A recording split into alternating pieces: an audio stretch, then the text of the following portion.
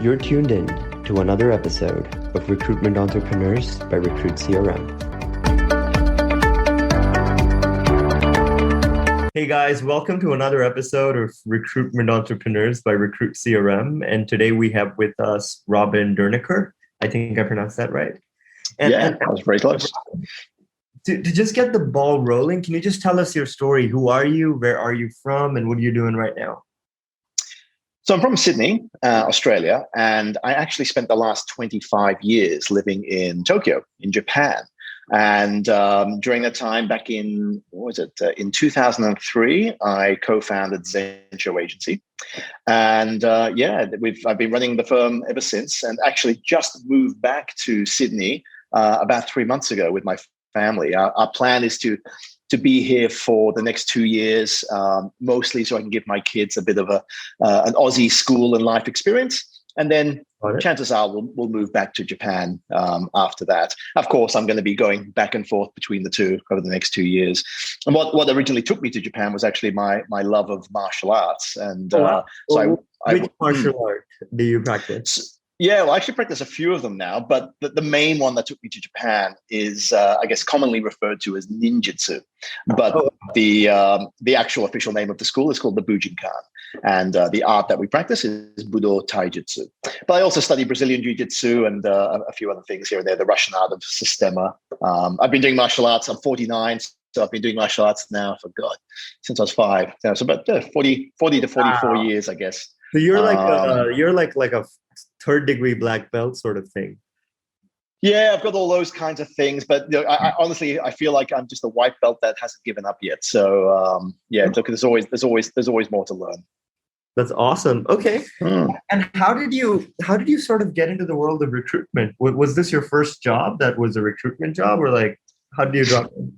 Yeah, so when I was in Australia before moving to Japan in '96, I worked for a large ad agency called DDB, and I did that for about 3 or 4 years. And then, as I mentioned, I wanted to go to Japan to study with the top teachers, the grandmaster of my martial art, and the idea was to stay there for about 6 months and then come back to my advertising job. That turned into 25 years. So after about 2 or 3 years. And you in here, right? Because this seems serious. Did you just quit your job and go to Japan for 6 months? I actually have a letter from my boss in the advertising agency saying we are really happy for Robin to go and pursue his dream, to go and live and train in Japan for the next 6 months. And we look forward to welcoming him back when he returns. And my guess is my job was closed, and they haven't. They probably filled the role when it became clear I wasn't returning. But after about 2 years in Japan, I realized I wanted to make this country my home, and I was going to stay there longer. And that's an interesting story, right? You're really underplaying this because you didn't have a job to go to in Japan, right? You had a bunch of savings. You quit your job. Yeah. I had, I should say, minimal savings, but I did have an English teaching job. I was able to get with what's called an English conversation school, which was very common. You go there, teach classes, usually in the evening, to students. And so the idea was I would teach English during the day and train at night, and I would do that for 6 months was the plan. But after 2 years, I realized I wanted to stay longer, and then I wanted to get back into a business job. And it was at that time I saw an ad for a position in a recruitment agency. And I'd been approached by a recruiter when I was in advertising in Sydney. And I remember thinking, it's kind of cool. I kind of like the idea of it. And anyway, cut a long story short, I applied for the job. I got the job, and I worked at that recruitment agency for about 3 years from 2000. Agency was this? Because I know Japan only had recruitment agencies come out fairly recently relative to the rest of the world. Yeah, it was a pure executive search firm. It was a very typically in Japan, a lot of the executive search firms, recruitment firms that are servicing multinational corporations operating in Japan, they're traditionally quite a lot of non-Japanese, native English speaker recruiters filling those roles. I worked as a recruiter. I thought they would put me in the advertising team, given my background. They threw me on the IT team.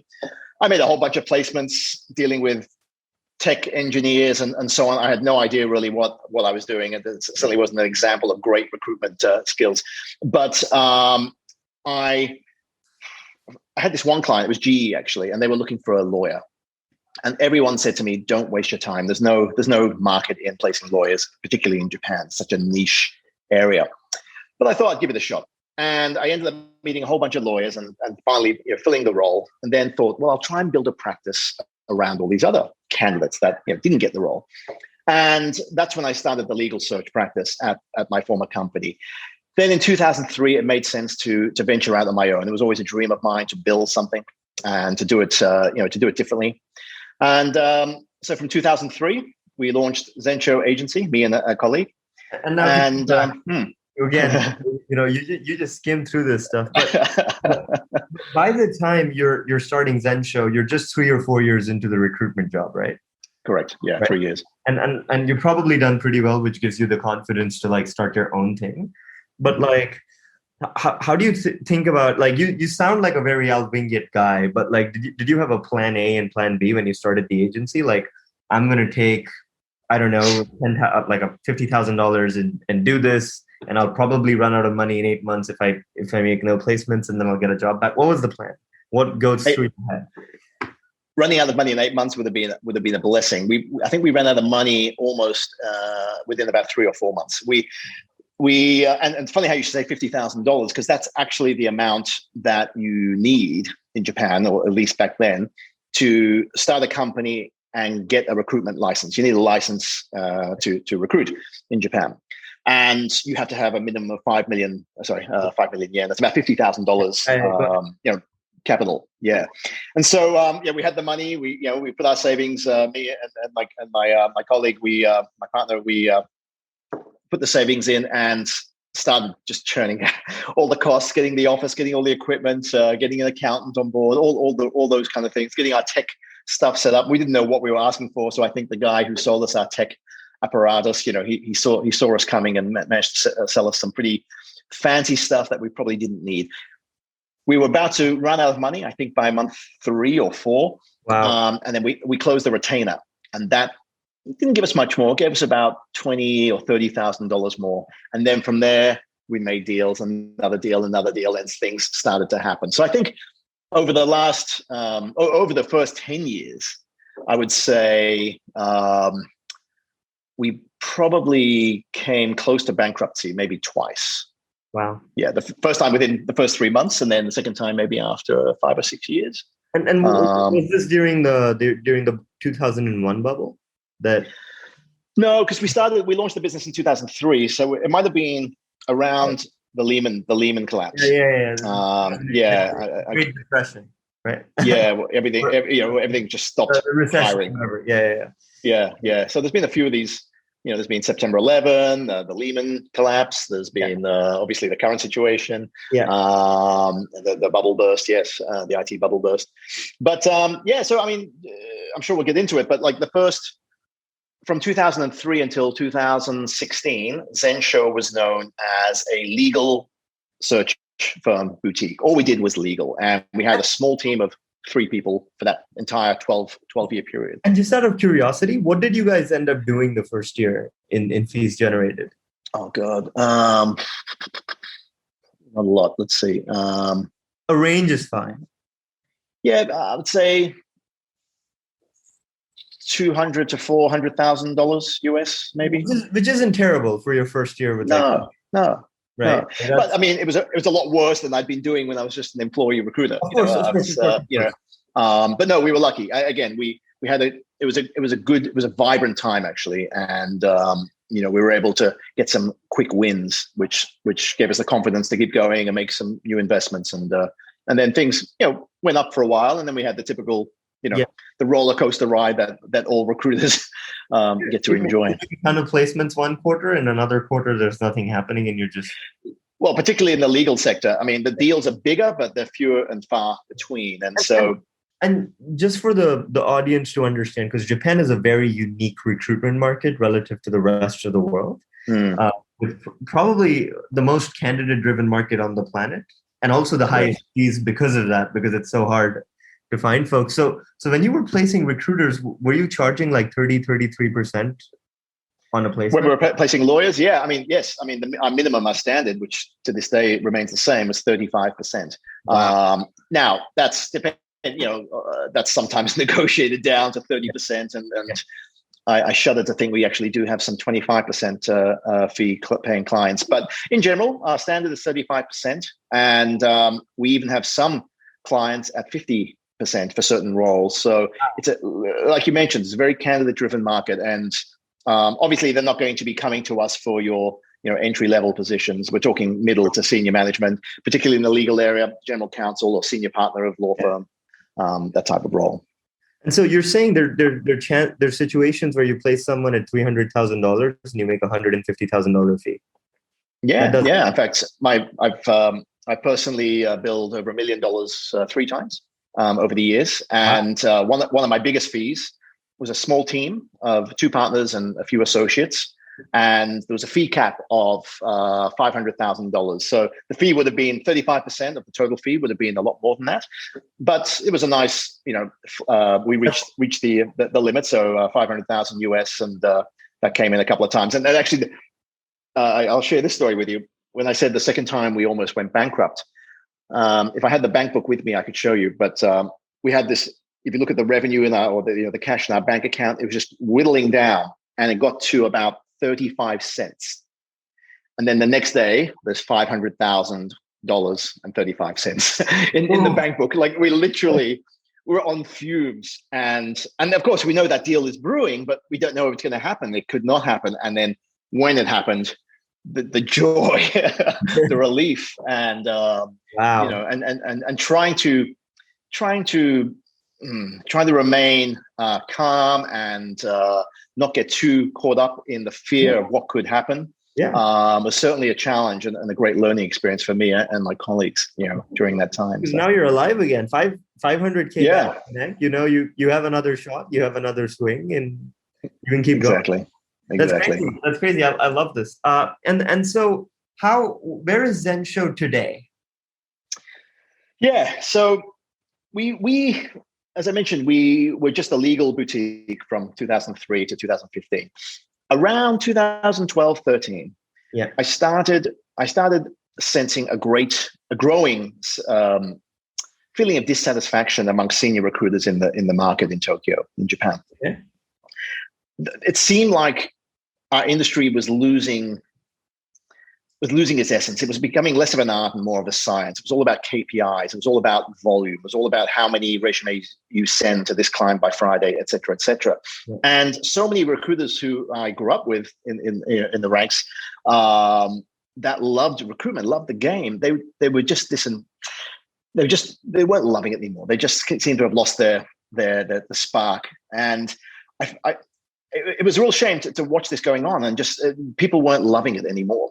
Yeah. And I thought, well, what other options do they have? I mean, the only option available was try to find another place with slightly better bells and whistles, or start your own thing. And I'd be the first to say, starting your own thing doesn't always mean more money, and certainly doesn't mean more time. Yeah. So I wanted to create a genuine third option, something completely different. And I got a lot of inspiration, of all places, from the real estate brokerage industry in the States, particularly in New York.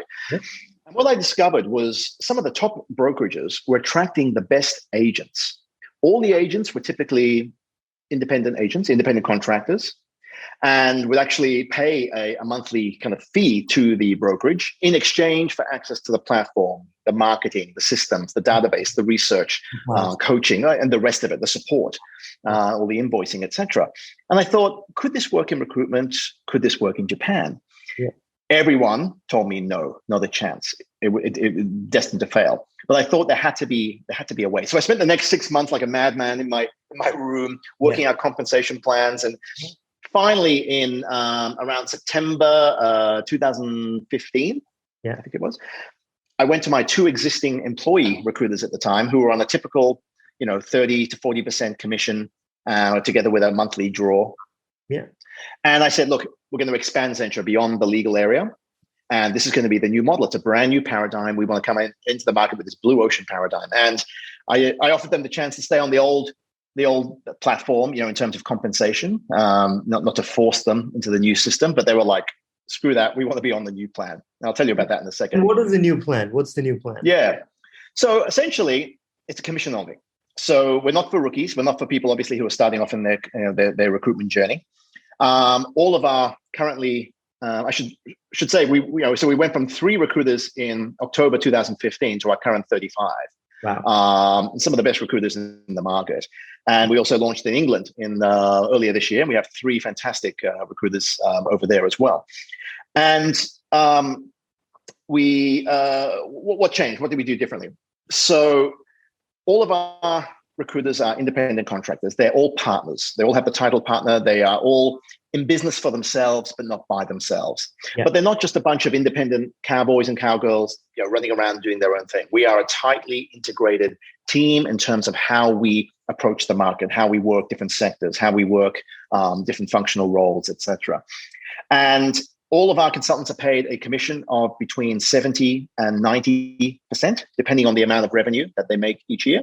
Yeah. So, and in exchange, there's a whole bunch of benefits and support that we provide, me and my operations team, which include all the things I just mentioned a second ago, but also things like coaching and, we bring in different speakers. We really have created a community of recruiters. And, I like to use that overused term tribe, but that's how it feels. We really do have a vested interest in each other and in making this thing work. So, Robin, this is a very deep question per se. So, do you recruit yourself anymore, or are you just operating the machine? No.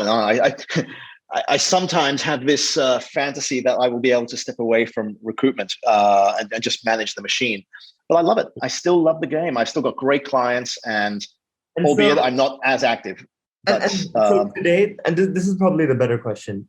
So this year in 2021, or even the past year in 2020, do you think you made more money from the placements you made yourself, or from the margin that you generated? Plus, obviously, there's costs and stuff associated with it, but the profit from this model. Sure. What did you make more money on? And what was the split? Was it 50-50, 70-30? Like, what was it? Yeah, and that was always the big thing. It was always, is there a point where I can, this is my revenue here, and then, this is what I'm making from the business or something. Is there a point where this can happen, right? Yeah. And then I don't have to do that. I would say the last couple of years, I have been able to, if I wanted to take it out of the business, which I haven't been doing, I would have been able to stop my recruitment altogether. But it's it's not as clean as that. Of course, I don't just pay myself whatever. One of the things we really value in the business is transparency. So everyone can see exactly what I'm earning, what each other's earning. There's no weird algorithms or formulas or different agreements with this person or that person. It's all very, very transparent. Yeah. But no, look, I still recruit, and if I pull out a big partner deal here and there, then that's obviously great. If I don't, then obviously the revenue is not as much for me. But my real, if I could kind of put it down to why did we make this change? And as kind of corny as this may sound, Zensho's why. I mean, it all starts with why. And we spend a lot of time really working that out. What is our why? What's our purpose? Why do we exist? And unlike pretty much every other professional services firm, whether it be a recruitment firm or a law firm or whatever, most of their mission statements, most of their why statement is something about helping the client succeed. And that's great. Ours is not that. Ours is a bit different. And Zensho exists purely for one reason, and that is to be a platform through which our people can pursue and achieve the things important to them in their life. That's it. My 35 guys are my clients. My job is to help them succeed. And if I can help them get what they want, then I will get what I want. And I wanted to flip around that whole paradigm. I think most recruitment firms are kind of trapped in this industrial age type of mentality where, how little can we pay you as a recruiter and still keep you. And it seems to be around 30% commission. That seems to be the going rate to keep you these days. And, if I can throw in an iPad or something, then maybe you'll come to my shop and not that shop. And there's this revolving door. But I wanted to flip that around. And what's the most I can pay you? How much can I pay you and still be a profitable business? And I think that keeps me more honest. It's more authentic, and it's actually more reflective of the actual value recruiters bring to you. I mean, the recruiters generate all the revenue, not most of it, all of it. They bring in all the revenue, and yet they're taking home 30% maybe. And 20 years ago, that might have made sense. Yeah. But in this current climate, and particularly in this COVID environment, I think recruiters are realizing, why we're giving up 70%, 60%, even 50% for what? When I'm developing all the business. And particularly if you can create a system, yes, the platform is important. Yes, the company is important. Yes, the support is important. And there's a cost that comes with that. And to go back into this, Robin, it sounds like all of these recruiters or partners basically run their own desk. They do their own business development. They do their own account management, and they close their own roles. They do. Yet there is this beautiful sweet spot of, as I mentioned, that kind of catchy phrase of being in business for yourself, but not by yourself. There's a beautiful level of collaboration that happens. The level of collegiality, the split deals, the sharing of information, the sharing of working clients together. Is the revenue split between recruiters and situations? Sure. I mean, if I have a client, let's say I'm working with Microsoft and they need a marketing director, and you have some great marketing candidates and you introduce your candidate to me, and we do a 50-50. Not between just two consultants, but for example, I understand why each recruiter wants to place more so that they make more. Their 70, 90% is more. But do the recruiters themselves benefit when Zensho as an agency benefits? Like, for example, if Zensho as a whole does 100 million and 10 million in EBITDA versus zero, does each individual recruiter make more because of that? Right. So we've got these different plans which involve like stock ownership and things like that. So we're actually in the process of looking at how to really bring them out, roll it out, and a lot more in a way that's really attractive, kind of to keep people long term. So they're invested in the long term growth of the business. Yeah. We had these kind of it wasn't an official stock plan; it was more like a profit sharing plan, where a percentage of the profits would go into a pool, and based on certain parameters, people can get a share from that. But in general, where the real benefit comes from in the collaboration is we have this. Because we have a history now in Japan of maybe 15 or was that 2003, so about 17, 18 years. And we're able to now approach a lot of our existing clients as a team and bring in, kind of piece together teams of different specialists from within the company as, for each client engagement. So it's the power of an army versus just one specialist with two people with him or her. Going out. And so, Robin, as we come towards the end of this, right now, this is an important question. You've obviously built a successful recruitment business. You've experimented with a few models. They work. Otherwise, you wouldn't be in business 20 years in. So if you had to give your 20-year-old self advice on what to do, what would it be? I think definitely, I know it's overused these days, but you've got to think big. I think you've got to back yourself, believe in yourself, believe it's possible. Okay. Believe it's possible for you. And, if you're trying to learn something in any field, I think find people who you consider successful in that field, because success leaves clues. If you do what successful people do, you'll likely get the kind of results that they get. And successful recruiters, for example, they're doing things very differently. It's the whole 80-20 principle at play. These people, these 20% of people that are generating 80% of the results, are doing things differently to everyone else. And I think it's important to discover, to investigate and discover what those things are. But it starts with belief. Got it. So believe in yourself and think big, right? Yeah. Sure. And on the flip side, right? If I ask you, what's the hardest part about doing your job? Like nothing cheesy, like the cold, hard, honest truth. What's the one part of your job that maybe sucks and you're like, this is something you should think about before you start a business or you get into business? Well, anyone who thinks I want to start my own business so I can stop working for the man and have freedom, they'll get a reality shock, because you'll have less time. And now before you just had a job, now you have a job and you're responsible for running the business. So you've got to realize it's a 24/7 job. I think one of the things of being an entrepreneur is you assume responsibility for everything, and you're trying to do something that is bigger than just you. Yeah. The thing I wouldn't say it's the thing I actually enjoy, but the thing I have to be most keep my mind on all the time is as you grow, you've got 30 partners, 30 independent recruiters who by nature are very outgoing, are very, business oriented. How do you maintain a culture in that environment, particularly when they're not bound to their desks like a typical employee?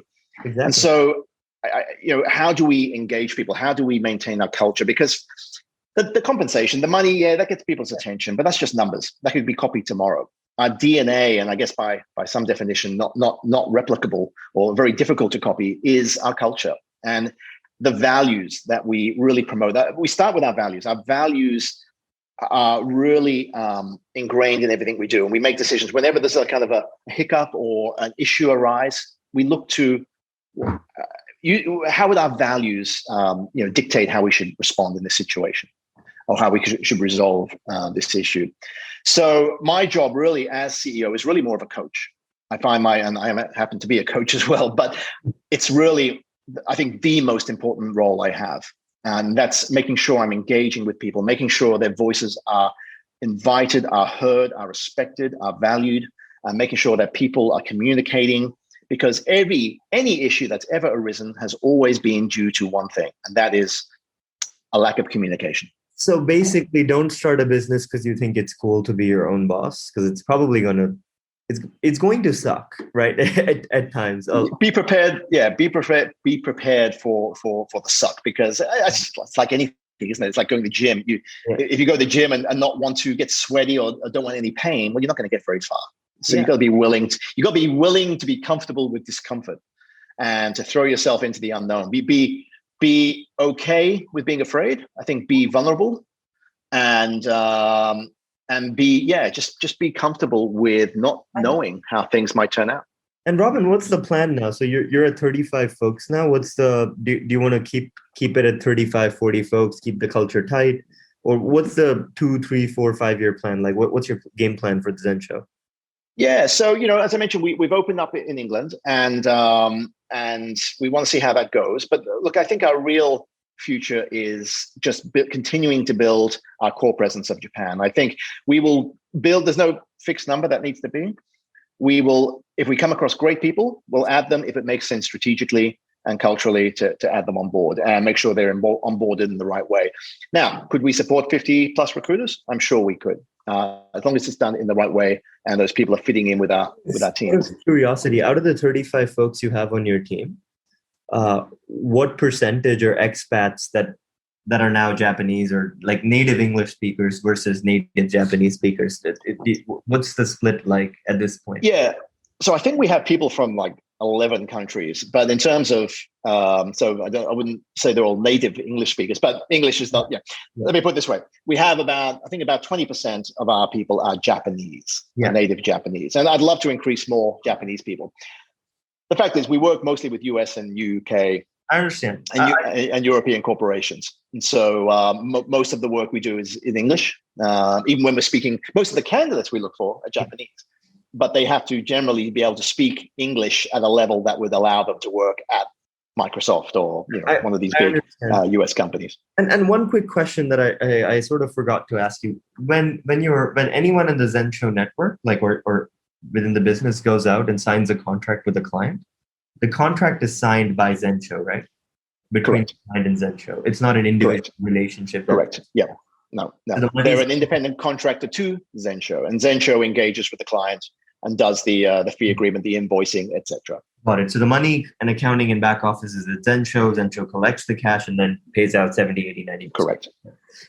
Perfect. Yeah. And last question. Now, this is a personal question. Where are you at right now? Are you married? Do you have a kid or multiple kids, dogs, pets? Like what's the entire picture like? Yeah. So when I was in Japan, I met my wife, Yuki. We have 2 wonderful children, Emma, who's 11, turning 12 tonight. Well, no, actually turning 12 tomorrow, but we're having her party tonight. And my little boy, Joe, who's 5. And so it's been amazing, actually, because Joe in particular had no English at all. And we arrived here in January. He didn't speak English, and now he only speaks English. It's crazy. I was there for 25 years, and I'm still picking up the language. And he comes here for 3 months. Kids are smarter than you. Oh, I feel that every single day. Trust me. So, but no, it's amazing. So, Japanese wife, 2 kids, and it's interesting.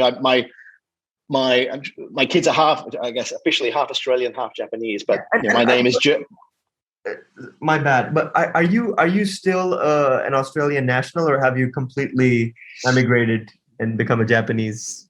No, I'm Australian. I became Australian, I should say, when I was 20. I'm German. I was born in Germany. Dad's German, mum's English. My mother's from Bangalore in India. So I've got Indian, German, English, and now my kids are Japanese, half Japanese. It's like the United Nations in our house. So it's Awesome. and, all over the place. But no, it's all great. A lot of diversity. That is amazing. And thanks for taking the time to do this, Robin. I'm sure tons of young folks, or even people that are running recruitment firms, will like have a lot to learn from this, because it's a unique and different story. So thank you.